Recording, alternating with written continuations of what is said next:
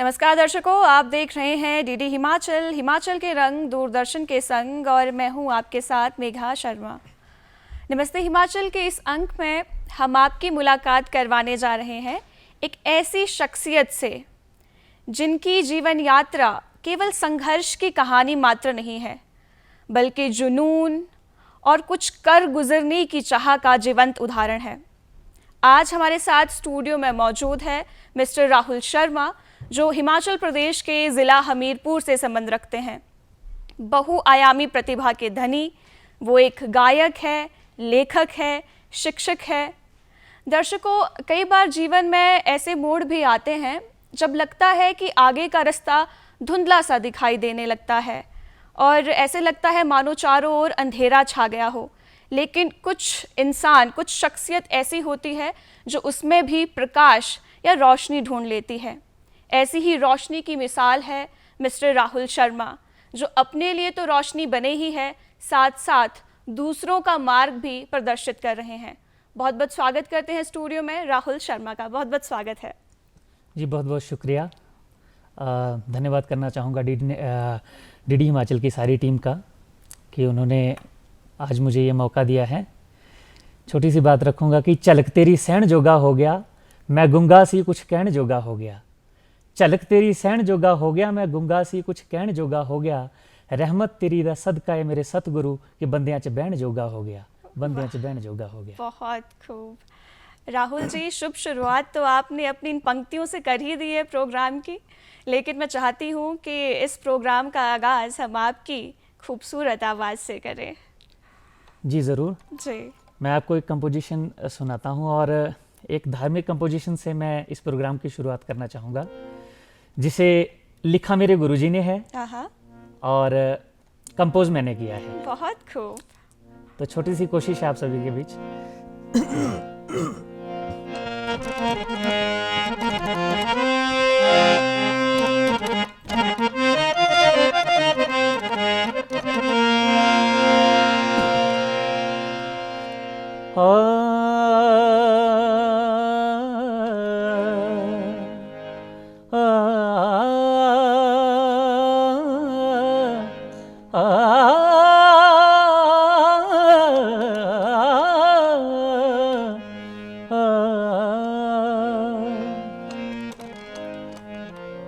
ज्योति ज्वाला जली इस कदर माँ तेरी, ज्योति ज्वाला जली इस कदर माँ तेरी।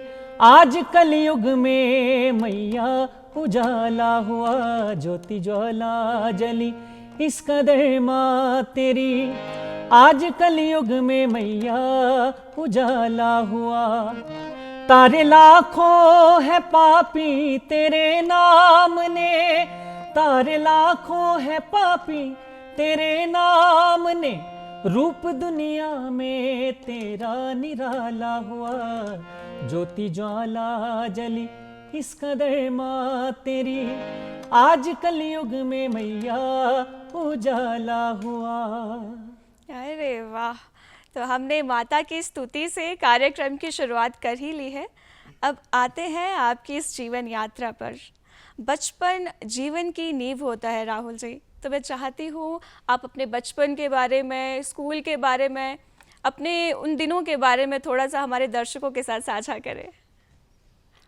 बचपन मेरा वैसा ही रहा है जैसा आमतौर पर सभी बच्चों का रहता है, पर कुछ मेरे लिए बचपन में चुनौतियां भी रही हैं, क्योंकि लगभग मैं 5 महीने का था जब मेरे पेरेंट्स के नॉलेज में आया कि मुझे आई साइट में थोड़ी दिक्कत है। तो उसके बाद से मेरी फैमिली ने लगभग सोच लिया था कि बच्चा आगे क्या करेगा जीवन में, और पता नहीं किस किस तरह की चुनौतियां आएंगी, समाज किस तरह से एक्सेप्ट करेगा या नहीं करेगा।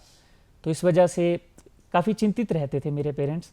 पर जब एक म्यूज़िक एक ऐसी चीज़ मेरे जीवन में बन के आया जिसने मेरी ज़िंदगी को बदल कर रख दिया, और फिर उसके बाद जो मेरा बचपन है वो वैसा नहीं रहा जैसा आम लोगों का होता है। आम लोगों के लिए खिलौने होते हैं जैसे कि गाड़ी, कार या कुछ भी, मेरे लिए मेरे इंस्ट्रूमेंट्स ही खिलौने हो गए। अरे वाह!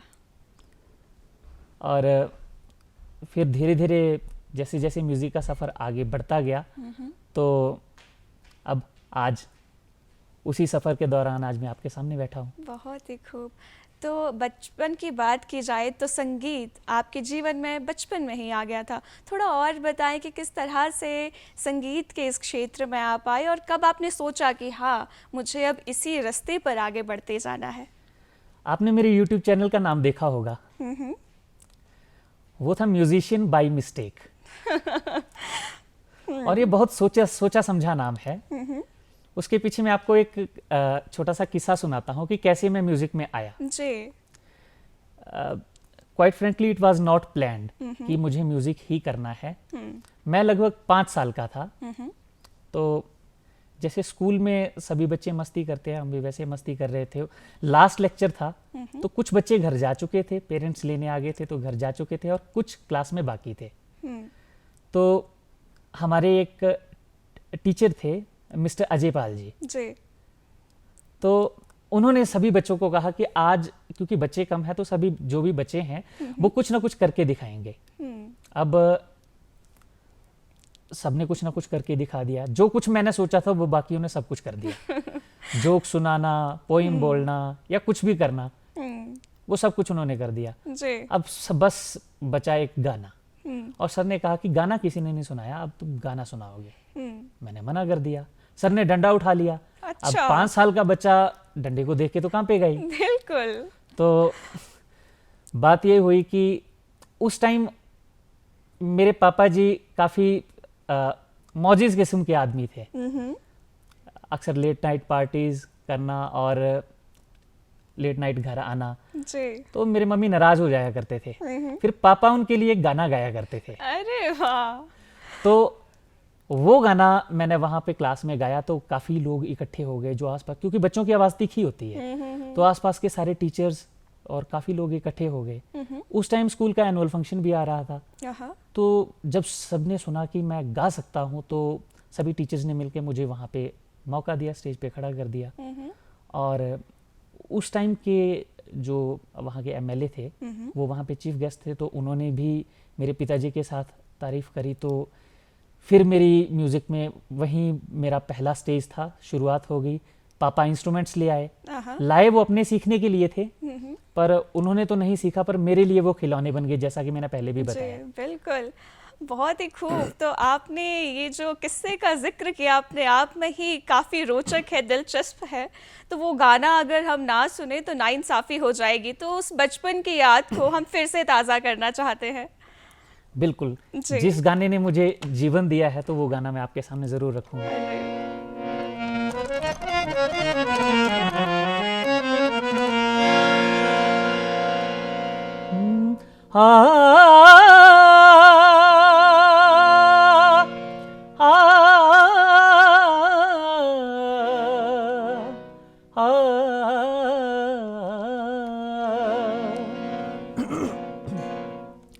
कदी ते हस बोल वे ना जिंद साडी रोल वे,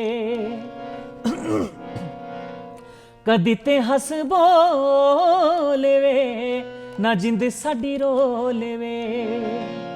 हो आजा दिल जानिया वे कर मेहरबानिया, वे आजा दिल जानिया वे कर मेहरबानिया,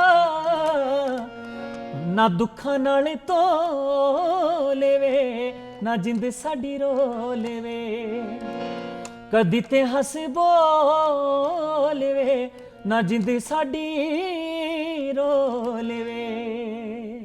अरे वाह, तो कैसा लग रहा है बचपन से फिर से वो याद जो है वो आज फिर से ताज़ा हो गई है मंच पर। इस गाने को गाते समय भी और सुनते समय भी मेरे पापा की तस्वीर ही मेरे सामने आती है। अरे वाह, बेहद खूब।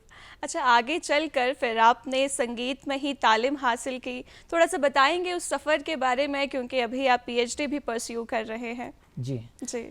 तो जैसे कि मैंने आपको अभी तक का किस्सा सारा बताया, तो उसके बाद जब इंस्ट्रूमेंट्स घर पे आ गए तो कुछ लोगों ने सलाह दी कि मेरे पिताजी को कि आपको सिखाना भी चाहिए। हालांकि क्योंकि बिना गुरु के गति नहीं होती है, तो मैं अपने गुरुजी का नाम लेना चाहूँगा, आज वो हमारे बीच बेशक मौजूद नहीं है। स्वर्गीय श्री शिव कुमार मधु जी, वो घर आके उन्होंने मुझे सिखाना शुरू किया। वो डेली घर आते थे, आफ्टर स्कूल वो आ जाया करते थे। और आपको एक छोटी सी बात मैं शेयर करना चाहूँगा, ये जो हारमोनियम मेरे सामने रखा हुआ है, ये वही हारमोनियम है जिस हारमोनियम से मैंने शुरुआत की थी। बहुत खूब। तो वो छोटी छोटी उंगलियां इसी हारमोनियम पर चल के आज फिर धीरे धीरे मैंने सीखना शुरू किया, काफ़ी लोगों से सीखा जी। और काफ़ी जगह मेरे पिताजी ने मुझे बहुत ज़्यादा सपोर्ट किया है और हर जगह मुझे सिखाने लेके जाते थे और कभी उन्होंने मुझे किसी चीज़ के लिए मना नहीं किया। हर एक प्रकार का इंस्ट्रूमेंट मेरे पास पड़ा हुआ है और पापा ने आगे बढ़कर मेरा सहयोग किया। फिर धीरे धीरे जैसे मैं +2 में पहुंचा तो हमारे एक प्रिंसिपल थे श्री रघुवीर सिंह जी। तो उन्होंने मुझे कहा कि राहुल, अगर तुम म्यूजिक में इतने अच्छे हो तो तुम्हें म्यूजिक में ही डिग्री परस्यू करनी चाहिए। उस टाइम मुझे नहीं पता था कि म्यूजिक में डिग्री भी होती है, बस इतना था कि सीखना है और अच्छे से सीखना है। फिर जब मुझे लगा कि अगर मेरा शौक ही मेरा प्रोफेशन बन जाए तो उससे बड़ी बात मेरे लिए क्या हो सकती है, फिर मैंने कॉलेज में म्यूज़िक में एडमिशन लिया, Netaji Subhash Chandra Bose memorial degree college Hamirpur में। और प्रोफेसर मनोज कौंडल जी और डॉक्टर मधुर स्वर मिश्रा जी की गाइडेंस के अंदर मैंने अपनी ग्रेजुएशन कंप्लीट की। हिमाचल प्रदेश यूनिवर्सिटी से अपनी म्यूज़िक वोकल में मास्टर्स कंप्लीट की और आज आपके समक्ष पीएचडी कर रहा हूँ और कोशिश करूँगा आगे भी कुछ ऐसा ही करूँ। जी, बहुत ही खूब। आपने ये सारे किस्से जो सुनाए और ख़ास तौर से आपने जिक्र किया अपने हारमोनियम का, तो इससे पता चलता है कि म्यूज़िक से जुड़ी हर एक चीज़, हर छोटी छोटी चीज़ को भी आपने कितने संभाल कर रखा है। आपने एक बहुत ही खूबसूरत बात कही कि गुरु बिना गति नहीं होती। तो कोई ऐसा गाना जब आप छोटे हुआ करते थे, आप और आपके गुरुजी अक्सर गुनगुनाया करते थे और दोनों को ही बड़ा आनंद आता था, तो वो ज़रूर हम सुनना चाहेंगे। जी, मैं आपको वो गाना सुनाता हूँ जिस गाने से मैंने डेब्यू किया है जी। वो मेरे गुरुजी ने ही लिखा था और वो चाहते थे, उनकी ये इच्छा थी कि अगर मेरा पहला गाना हो तो वही गाना हो और हम दोनों ने साथ में वो गाना बहुत गाया है। उन्होंने मेरा बहुत रियाज करवाया है, मारते पीटते भी बहुत थे बीच बीच में जी। पर वो उन चीज़ों का मज़ा ही अलग था। बिल्कुल बिल्कुल सही बात है।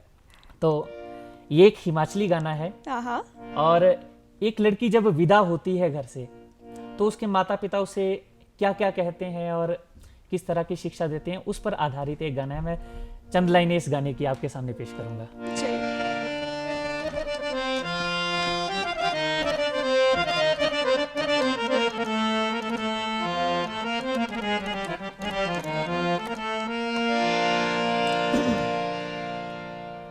वाह दुनिया दिया सोनिया रब्बा,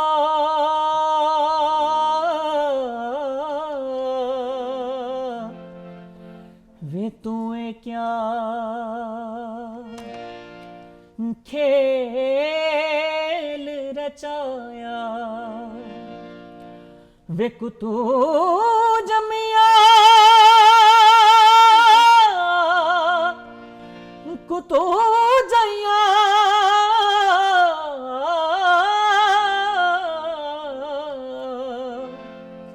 ते कुतू ते मेल मलाया,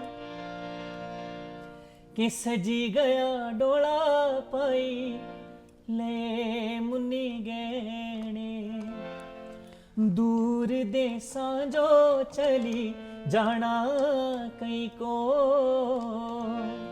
सजी गया डोला पाई ले मुन्नी गहने, दूर देसां जो चली जाना कई को,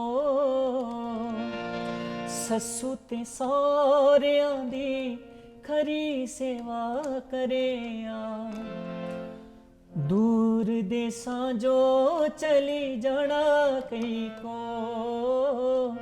सस्सू ते सौरियां दी खरी सेवा करेया, दूर देसां जो चली जाना कहीं को। बहुत खूबसूरत। जैसे आपने बताया कि इसी गाने से आपने डेब्यू भी किया, इसके अलावा आपने और भी बहुत सारे प्रोजेक्ट्स किए, बहुत सारे गाने गाए, थोड़ा उसके बारे में बताना चाहेंगे हमारे दर्शकों को? अ, जैसे कि पहले प्रोजेक्ट के बारे में जिक्र हुआ, हाँ ये डोली गाना टी सीरीज रीजनल चैनल से लॉन्च हुआ है। जी। उसके बाद मैंने कृष्ण भजन किया था, वो भी मेरे गुरुजी ने ही लिखा था। जी। और एक गाना किया था मैंने, सुनेहा, एक पंजाबी सॉन्ग था, सैड रोमांटिक सॉन्ग। तो वो गाना खुद लिखा गया था मेरे द्वारा। अरे वाह। और उसके बाद जो मैंने शुरू में आपको माता की एक भेंट सुनाई, जी। वो मेरे गुरुजी ने लिखी थी और कंपोज मैंने की थी। जी। तो अभी तक कुछ ये प्रोजेक्ट्स आए हैं और आगे भी तैयारी है प्रोजेक्ट्स की, क्योंकि जी। खुद लिख रहा हूँ बिल्कुल स्पेशली। तो जी, आप खुद लेखक भी है, इसके बारे में हम आगे बात करेंगे, लेकिन उससे पहले आपके और भी जो प्रोजेक्ट्स रहे हैं उनमें से कोई एक और गाना। तो जो खुद कंपोज किया था मैं, उस एक गाना था सुनेहा। आहा। तो इस गाने में इंतजार की कैफियत है। अरे। एक लड़की जब देखती है कि, जैसे कि आप जानते हैं कि हमारे ट्रेडिशन में मानते हैं कि अगर कौवा बनेरे पे बोलता है तो किसी के आने का संकेत होता है। जी। तो वो लड़की देखती रहती है कि कब मेरे जो बनेरे पे है वो कौवा बोलेगा और मेरे जो प्रियतम है वो घर आएंगे। वो उसी कौवे को देखती रहती है। अरे तो वाह। उसकी चंद लाइनें आपके सामने पेश करूंगा। जी।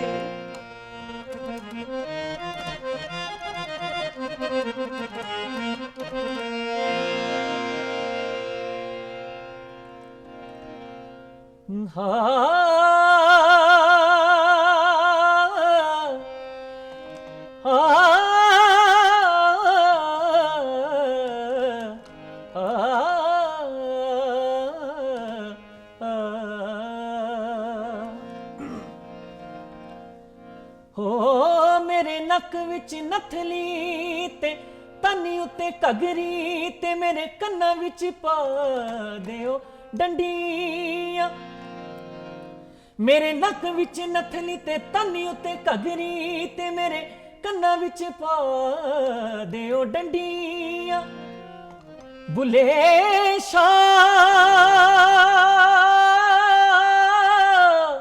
वे मैं पीर मनाउणा भावें लोक उड़ावण पंडियां। कि मेरे कागना बनेरे उत्ते बोलदा, मेरे कागना, मेरे कागना बनेरे उत्ते बोलदा। मेरा बैठी दा कलेजा पिया डोलदा, मेरे कागना बनेरे उत्ते बोलदा। मेरा बैठी दा कलेजा पिया डोलदा। कोई दे जावे सुनेहा मेरे ढोल दा, दे जावे सुनेहा सोने ढोल दा। मेरा बैठी दा कलेजा पिया डोलदा, मेरे कागना, मेरे कागना। वाह, बहुत ही खूब।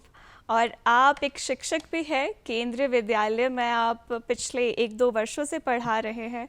कैसा एक्सपीरियंस है? अब आप एक खुद गुरु हैं और हमारा जो देश का कल का भविष्य है उनके जीवन में भी आप सुर घोल रहे हैं। कैसा एक्सपीरियंस है? देखिए, सच बात बताऊं तो मैं अपने आप को गुरु नहीं मानता। मैं मानता हूं कि मैं भी स्टूडेंट ही हूं अभी। क्योंकि वहां जाके मैंने सिखाया ना सिखाया वो तो मुझे नहीं मालूम, वो तो जो स्टूडेंट्स हैं वो ज़्यादा बेहतर जानते होंगे। जी। पर मैंने सीखा बहुत कुछ है वहाँ पर जाकर। क्योंकि पहले तो मैं अपने गुरुजी को तंग किया करता था। अब मुझे पता लग रहा है कि जब मैं उनको तंग किया करता था तो कैसा लगता था। तो वो मेरे लिए अभी नया नया एक्सपीरियंस है जी। और धीरे धीरे मैं उस सिचुएशन में अडेप्ट कर रहा हूँ और बहुत एक अलग जैसा एक्सपीरियंस है मेरे लिए, क्योंकि बहुत जिम्मेवारी का काम होता है एक टीचर बनना। बिल्कुल।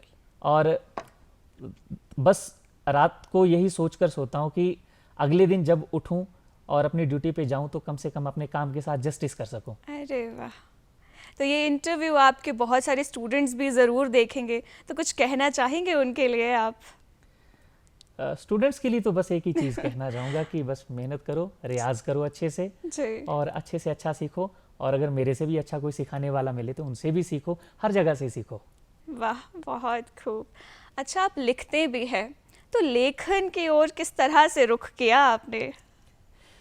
अब देखिए, इसके पीछे भी बहुत पुराने किस्से हैं। ज़रूर सुनना चाहेंगे हम। चलिए, किस्से तो बहुत लंबे हैं और उसमें उनमें समय बहुत चला जाएगा। मैं बस आपको एक छोटा सा हिंट देना चाहूँगा आहा। कि हर शायर के पीछे एक टूटा हुआ दिल होता है। तो यानी कि आपका भी दिल टूटा है? बिल्कुल टूटा है। आपको पता है, एक लड़के का दिल जब टूटता है तो या तो वो फाइटर बनता है या फिर राइटर बनता है। अरे वाह, तो आपने राइटर बनना उचित समझा।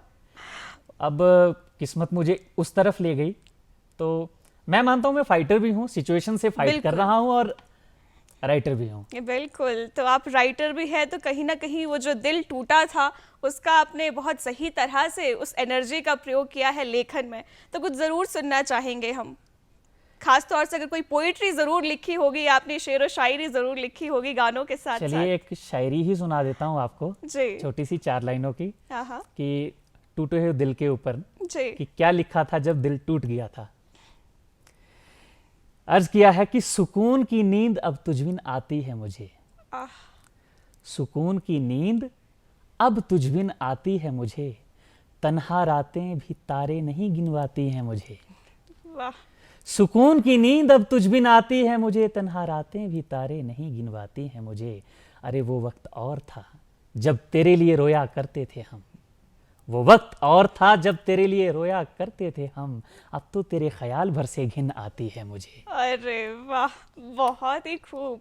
तो आपका दिल टूटा था, तो आप दिल टूटने पर ही लिखते हैं या और भी विषय वस्तु आप लिखने की कोशिश करते हैं? ज़्यादा तो टूटे हुए दिल पे लिखता हूँ, पर ऐसा है कि ऐसा नहीं है कि कुछ और नहीं लिखता हूँ। आहा। अब देखिए, दिल टूटने से पहले जुड़ा तो होगा, अरे। है ना? तो जुड़े हुए दिल पे भी काफ़ी चीज़ें लिखी हुई हैं। तो एक पोइट्री आपको सुनाना चाहूँगा, जी चंद ज़रूर। लाइनें। वो मुझे लगता है कि मेरी बहुत अच्छी क्रिएशन है और वैसी शायद मैं जीवन में दोबारा ना लिख पाऊँ। आहा। आगे लिख दिया तो वो पता नहीं, भविष्य का किसको ज्ञात है।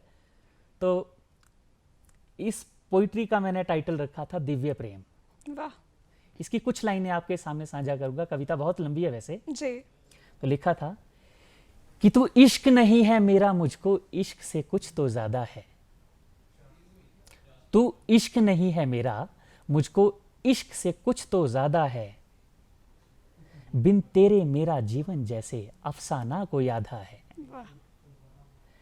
तू इश्क नहीं है मेरा, मुझको इश्क से कुछ तो ज्यादा है। बिन तेरे मेरा जीवन जैसे अफसाना कोई आधा है। तू मुझ बिन पूरी नहीं है और बिन तेरे मैं अधूरा हूँ। अरे वाह। तू मुझ बिन पूरी नहीं है और बिन तेरे मैं अधूरा हूँ।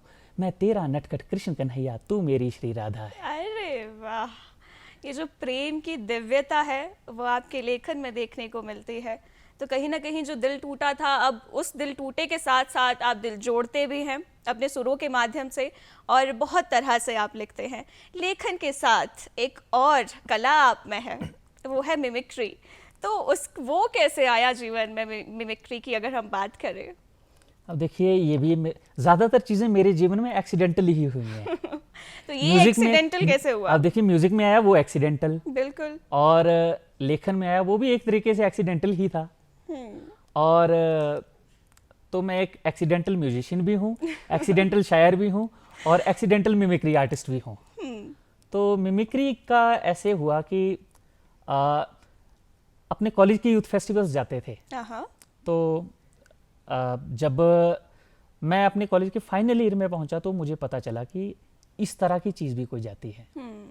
तो मुझे एक्चुअली टीचर्स की आवाज़ें निकालने का बहुत शौक था, या लोगों की कॉपी करने की। तो कुछ लोग, मेरे कुछ दोस्त थे, उन लोगों ने मुझे कहा कि यार ऐसे ऐसे कि उन्होंने मुझे सुना।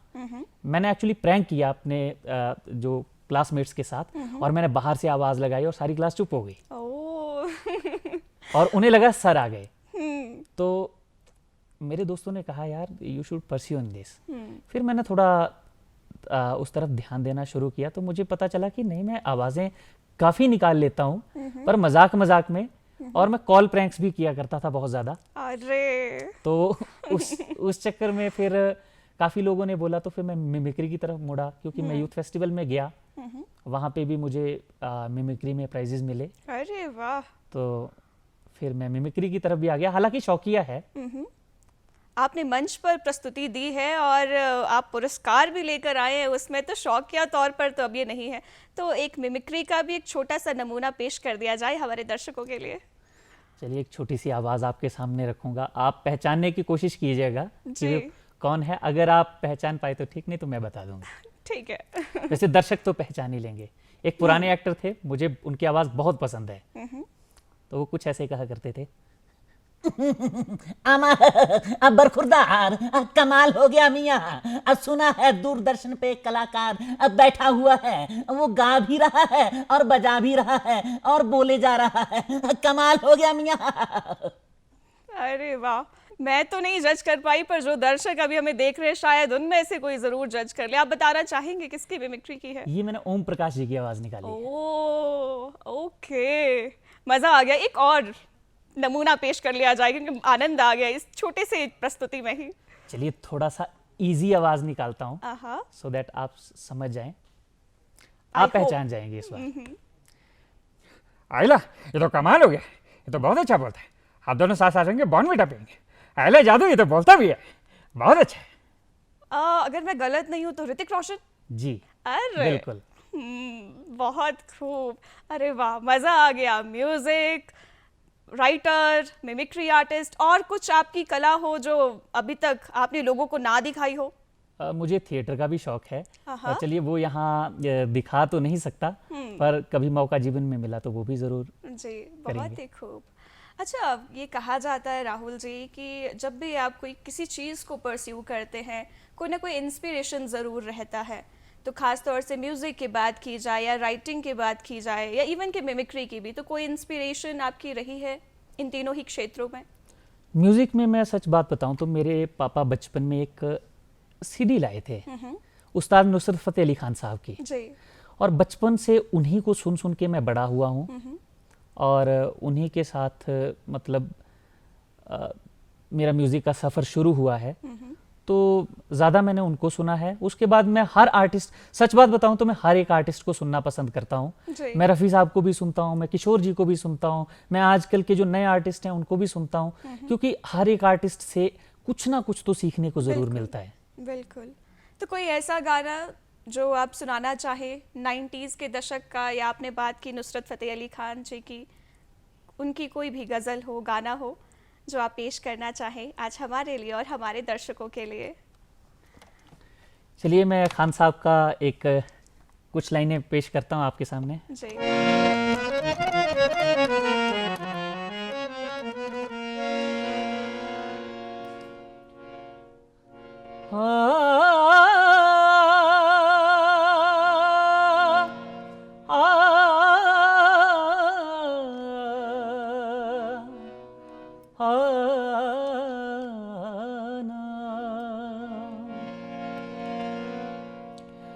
दिल पे जख्म खाते हैं, जान से गुजरते हैं। दिल पे जख्म खाते हैं, जान से गुजरते हैं। जुर्म सिर्फ इतना है, जुर्म सिर्फ इतना है। उनसे प्यार करते हैं, दिल पे जख्म खाते हैं। जान से गुजरते हैं, दिल पे जख्म खाते हैं। एतबार बढ़ता है और भी मोहब्बत का, एतबार बढ़ता है और भी मोहब्बत का, जब वो अजनबी बन गए, हाँ जब वो अजनबी बन गए। यूं पास से गुजरते हैं, दिल पे जख्म खाते हैं, दिल पे जख्म खाते हैं। बहुत खूब। दिल के ज़ख्मों का फिर से आपने जिक्र कर लिया है। तो कई बार राहुल जी जीवन में होता है कि लगता है सब कुछ ठहर सा गया है और हम बहुत ज़्यादा स्ट्रेसफुल कई बार सिचुएशन में होते हैं, जीवन में बहुत उदासीनता आ जाती है। तो आप उस चीज़ से किस तरह से डील करते हैं?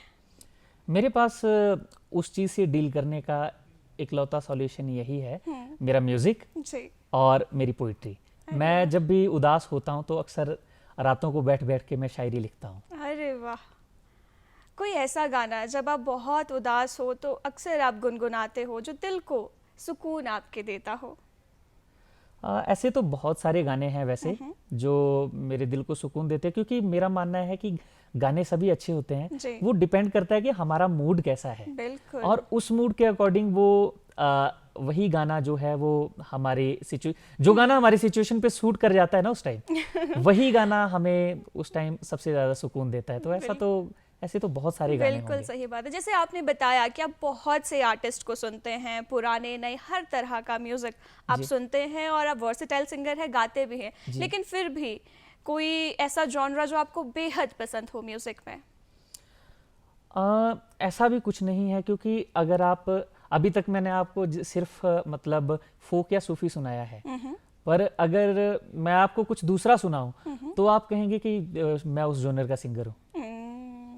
तो मैं सभी के सभी जॉनर्स की रिस्पेक्ट करता हूँ और मुझे सभी तरह के गाने सुनना पसंद है। जी। तो कोई एक ऐसा गाना जो अभी तक आपने हमें नहीं सुनाया हो, थोड़ा एक अलग जॉनर हो जाए अब? चलिए मैं एक कोशिश करता हूँ, आपको पसंद आएगा।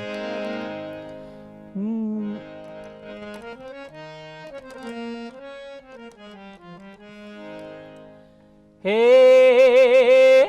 चला जाता हूँ किसी की धुन में, धड़कते दिल के तराने लिए।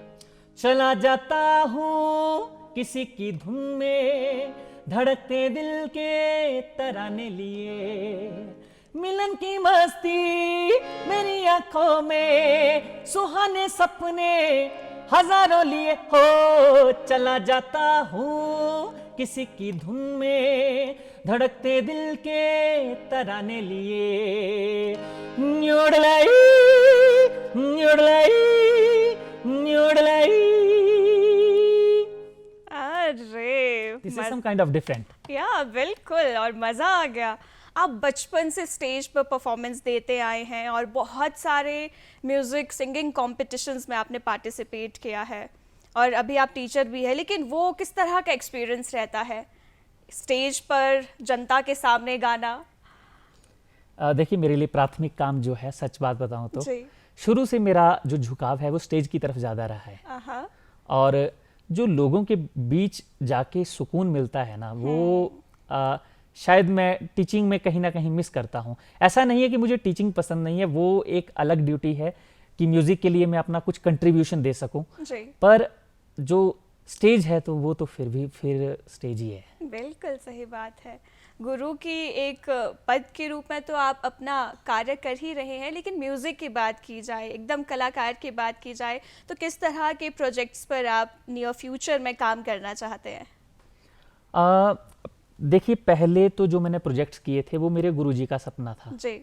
तो इसलिए मैंने उनमें ये नहीं देखा कि हाँ लोगों को पसंद आएंगे या नहीं आएंगे, या वो आजकल के मॉडर्न ट्रेंड के हिसाब से हैं या नहीं हैं।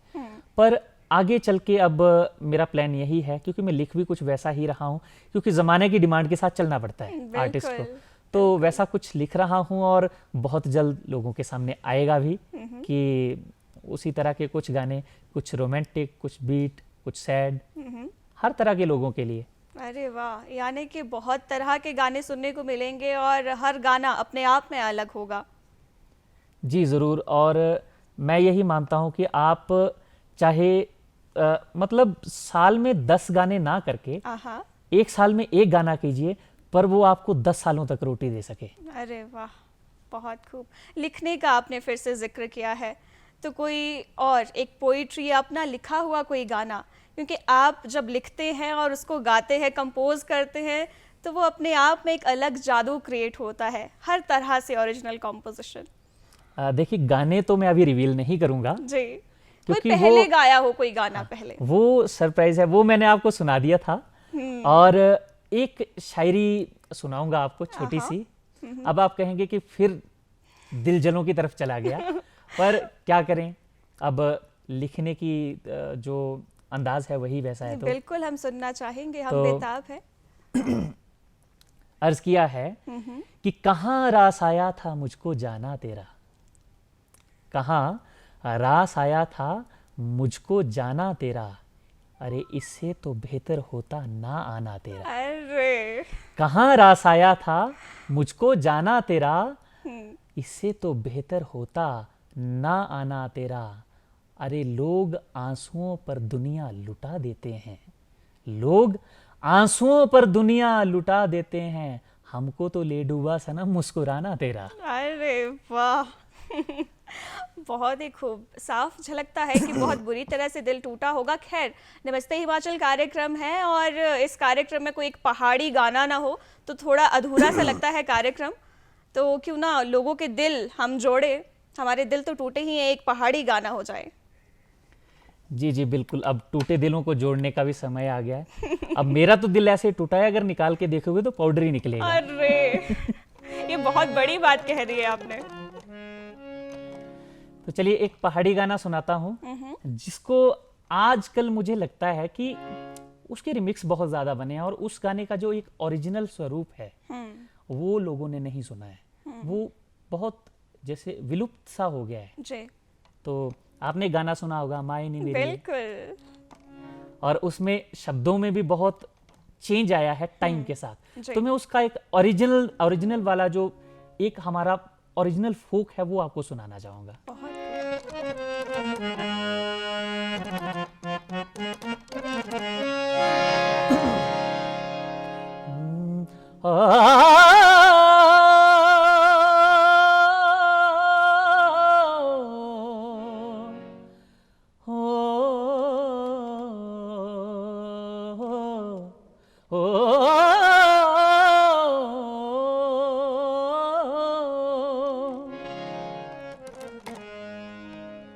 माए नी मेरी ये जमुए दिराही, चंबा है कितनी दूर है, चंबा है कितनी दूर, माए नी मेरी ये जमुए दिराही, चंबा है कितनी दूर हो, चंबा है कितनी दूर।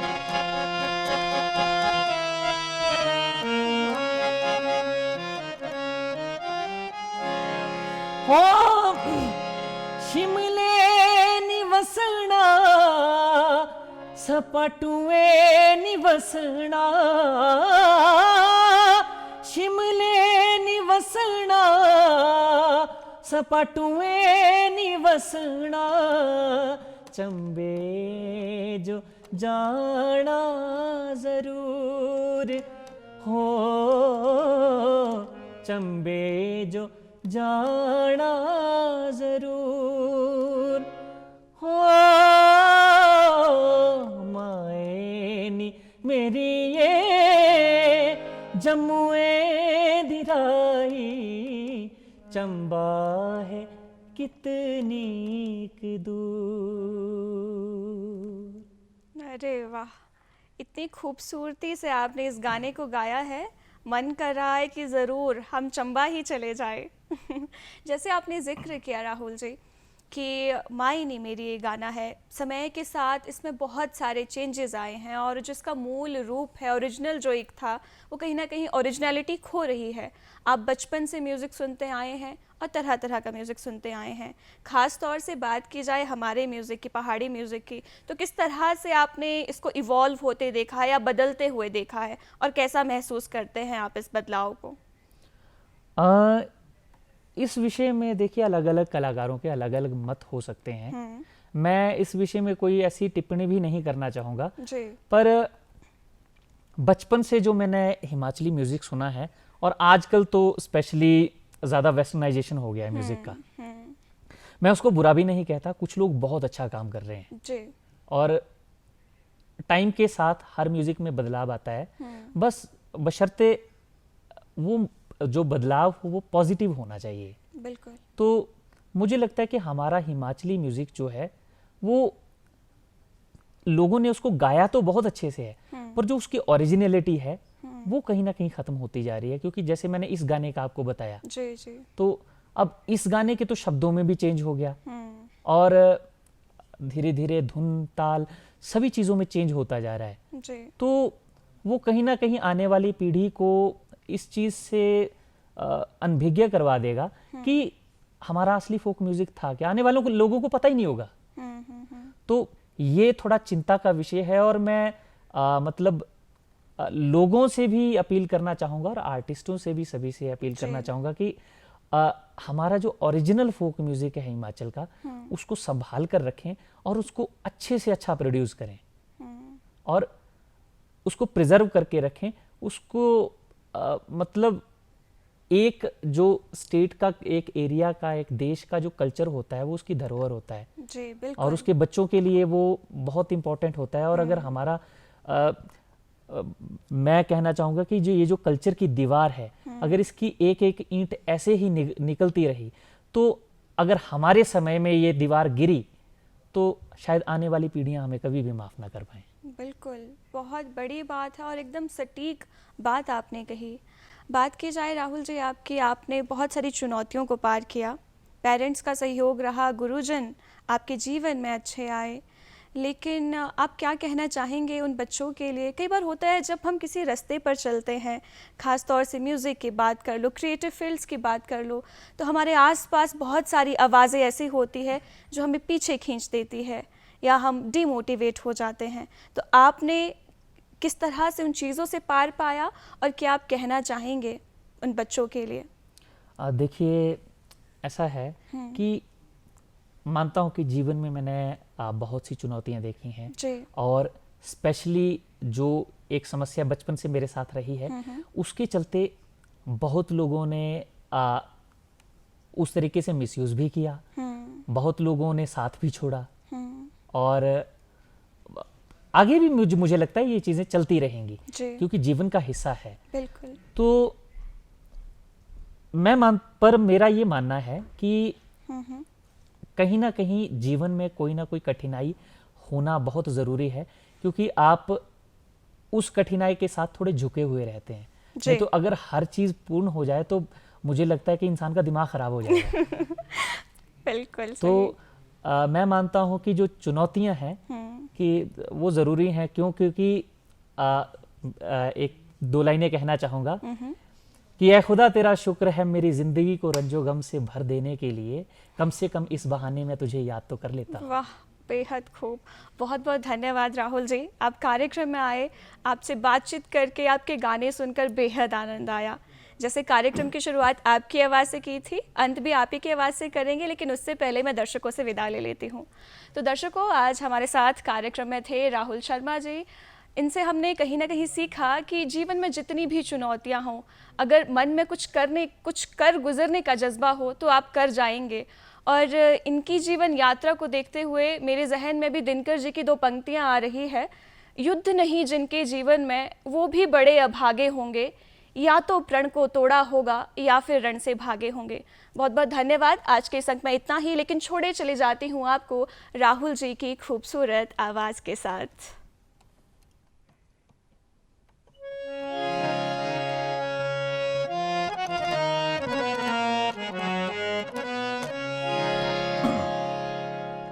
ਹੋਵੇ ਜਾਵੇ ਦਰਦਾ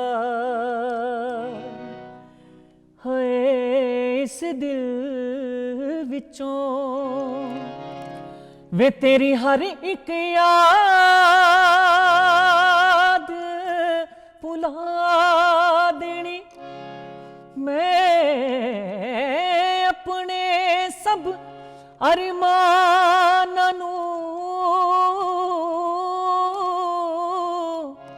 ਅੱਜ ਆਪ ਹੀ ਤੀਲੀ ਲਾ ਦੇਣੀ ਮੈਂ ਆਪ ਹੀ ਤੀਲੀ ਲਾ ਦੇਣੀ खत टुकड़े टुकड़े कर देने मैं फूक देना तस्वीरां नू खत टुकड़े टुकड़े कर देने मैं साड़ देना तस्वीरां नू जद तू ही नहीं